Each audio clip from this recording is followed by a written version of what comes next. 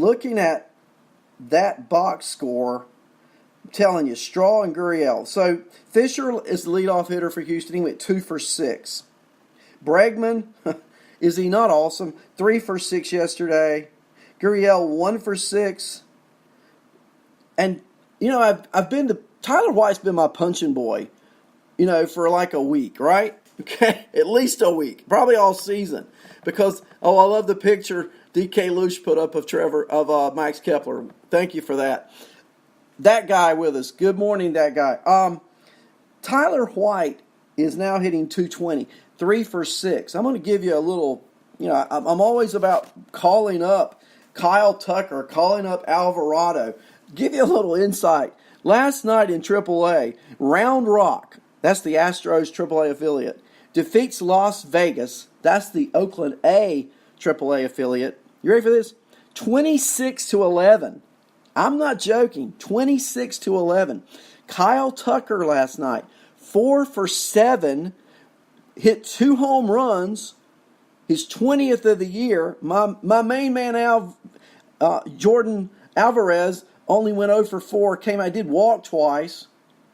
But these two guys, over the course of the minor league season, Jordan Alvarez early, White coal hot, Tucker in May and June, almost the same.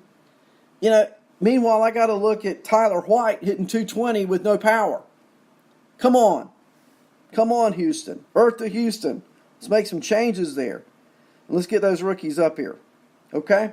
So, Texas is 9 games out. 11 games out are the Oakland Athletics. And Oakland and Texas play a weekend set in Arlington this weekend. The Rangers are 12.5 out, and they play Seattle this weekend. So that's a quick look at the American League standings. I want to go through some more box scores in the American League before we get over to the National League. I did the Twins and Indians, the Orioles and Rangers. Game 1 of that series, I was expecting a lot of runs and Game 1 was an indicator. Baltimore wins 12-11. All right, so it's a good signal. We're going to have a lot of runs here, right? These 3 games between those two teams. And, no. Game 2, 2-1. Last night, 4-3. Okay? But looking at the box score for the Rangers, DeShields still hitting. I told you yesterday, in his 2 starts, he had hits. He had 2 hits, 4 hits. Last night, he went 1 for 3. Danny Santana went 1 for 3 last night. Hunter Pence homered in 4 at-bats. He had that 1 home run. He's hitting 288 on the season. Asdrubal Cabrera, yet another hit. He's been hot of late. He was 1 for 2. He did walk once. Guzman, the first baseman, went 2 for 3.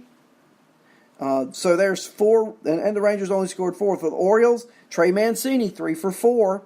And Alberto, who hits lefties really well, 2 for 4 last night for Baltimore. So, and then finally, in the final American League game box score, I want to go through with you. The A's defeat the Angels 7-4.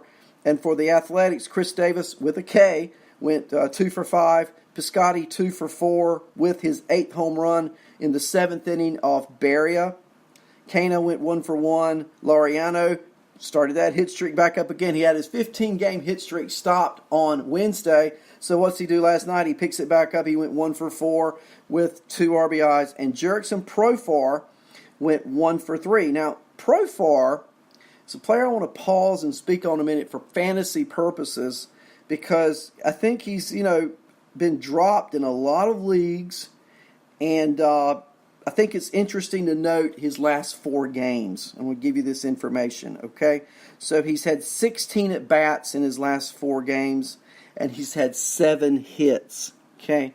That's over a 400 average over his last 4 games. And Jurickson Profar is going back to his former club this weekend, the Texas Rangers. I really like the idea of adding a Jurickson Profar this weekend, and for another 3 reasons. Okay, first of all, his hot hitting of late. Second of all, he's going back to Texas, which is a great place to hit, and that's where he's familiar. And then, of course, I love multi-positional players, don't you? I mean, what's not to love about a guy who plays first base, he plays second base, he plays shortstop, and he's eligible at third. So just telling you this more as we go through, I like Jurickson Profar this coming weekend. He's one of these hitters, and he's always been this way. He can stay hot for 2 or 3 weeks, okay? And then, you don't know. But if you could catch Profar lightning in a bottle, and now's a good weekend to probably do it, I'd grab him. I sure would. I'd grab him. Looking at the chat room, Jim Ross says Chris Davis is hitting 247. What's new? Right? I mean, isn't that like his career average? I'm telling you, you can count on few things. Death, taxes, and Chris Davis is going to hit around 245. Of course, he's also going to probably hit around 40 bombs.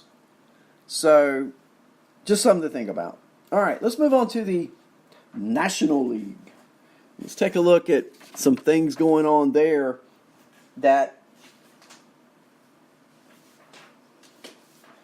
are of interest, hopefully. How about the Phillies? The Phillies in San Diego win again yesterday, 7-5. And as we look at what went on there to make that happen, first of all, Tatis came back yesterday for San Diego, and he's in the leadoff spot yesterday. They didn't play yesterday. Well, Phillies didn't play the Padres yesterday. The Padres played Washington yesterday. That's the one I want to talk about. My bad. Excuse me. Let's erase the tape and let's start that one over. The Padres were playing the Nationals last night, and as I said, Fernando Tatis came back. He went 1 for 2. All right? He walked twice. I watched the game. He looked really good. I think he's over whatever injury problems he had. So I'm encouraged that Tatis is back. If you're a Padres fan, you know that while he was in the lineup before being injured, they had a winning record. And you know while he was out, they did not have a winning record. So Tatis is back. That's a plus. But another big plus is the guy in right field, Hunter Renfroe.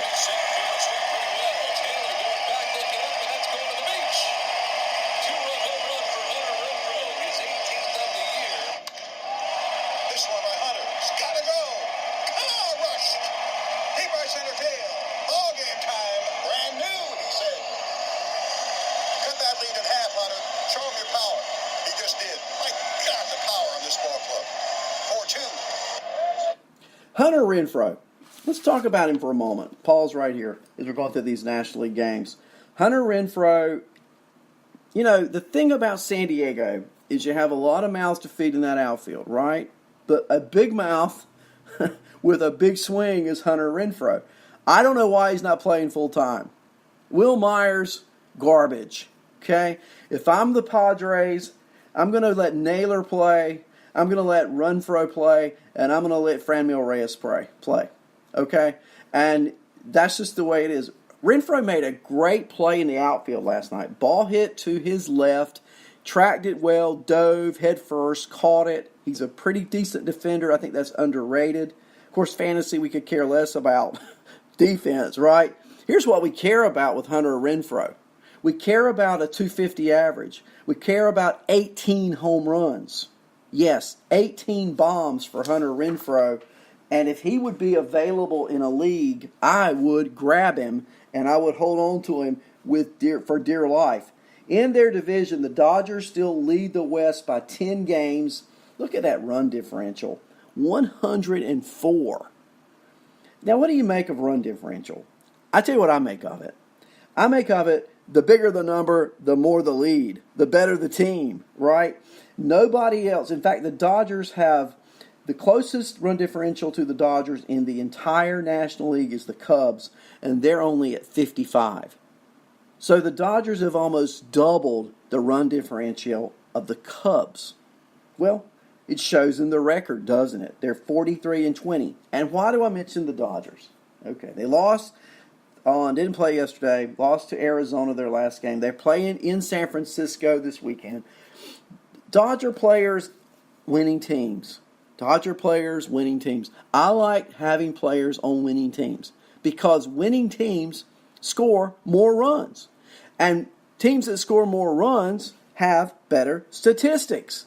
And better statistics mean better fantasy players. Okay, it just makes sense. So when I'm looking at players who are available, am I looking at typically Marlins? No, now I do have Cooper. That's an anomaly. Am I looking for Nationals? Probably not. Am I looking for Tigers or Royals? Royals are an exception. But the teams I really like to look for are the Red Sox, the Astros, the Yankees, the Phillies, the Cubs, the Dodgers, the Brewers. These teams score a lot of runs. And the statistics are there. Fantasy's a numbers game. So I'm all about it. All about it. Let's look at another game. Look at the American National League Central. Okay? The Cubs and the Brewers are in a dead heat. The Cubs are 34-27. The Brewers are 35-28. A first place tie. The Brewers played yesterday. They beat Miami finally 5-1. And it was time to have a moose call in Milwaukee.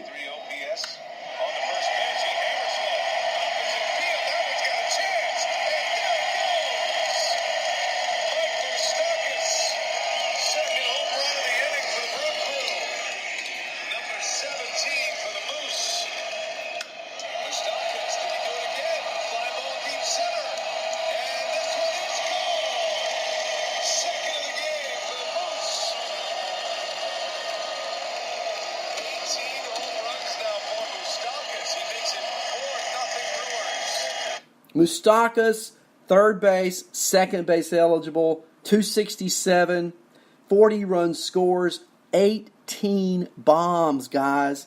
Okay, so going into the season, just throw this at you. Who were your top second basemen to draft?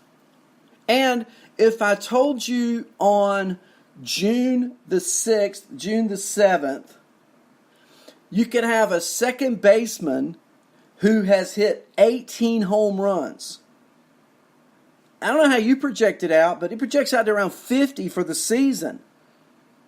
Would you want a second baseman in fantasy who has the numbers on June 6th to forecast to hit 50 home runs in a season? That's almost unheard of, right? My point being, is there a better bargain at second base than Mike Moustakas? I don't think so. And who did he hit his home runs off of yesterday? I can tell you. How does Caleb Smith sound? You remember Caleb Smith, right? You remember Caleb Smith, the ace of the Marlins staff? The man who can strike out 10, 11 per 9? Yeah, that pitcher. And Moustakas goes yard not once but twice. Value. He could be traded for. On the same note, you could trade him away, but I won't suggest it because that second base eligibility, and I love power hitters. I love guys who knock it out. I'll tell you some other things about the Brewers yesterday. It was a good game for a lot of players in that lineup. They had 9 hits, but the 3 stars of the game were Lorenzo Cain, who's just had a tough year, only hitting .258. Early in the season, I had Lorenzo Cain. I drafted him. And in one draft, this was like a snake draft, right? He was rated like 50th of all players. And I got him like at 98th. He fell that far. If you remember the start of the year in March and early April, he was fairly hot. And I traded him and picked up Michael Brantley. Okay? Since my trade, I was lucky, I guess. Cain just hasn't performed that well. He's only hitting .258. But yesterday, he did go 2 for 3. And maybe that's the sign of things to come for Lorenzo Cain. And of course, there's Yelich. Wow. I mean, is Yelich just not like Superman or something, right? I mean, come on. Yelich yesterday, 3 for 4, 2 RBIs. He raised his average to 328. Yes, 328 on the year. Of course, he hit his 23rd homer. Wow. Stole a base, his 13th. Yelich now has 51 RBIs on this young season. If you were redrafting today, would Yelich be top 3? I'd rather have Yelich so far than Mookie Betts. I think the top 3, and you can put them in any order, if you were drafting today, Yelich, Trout, and Bellinger. If you don't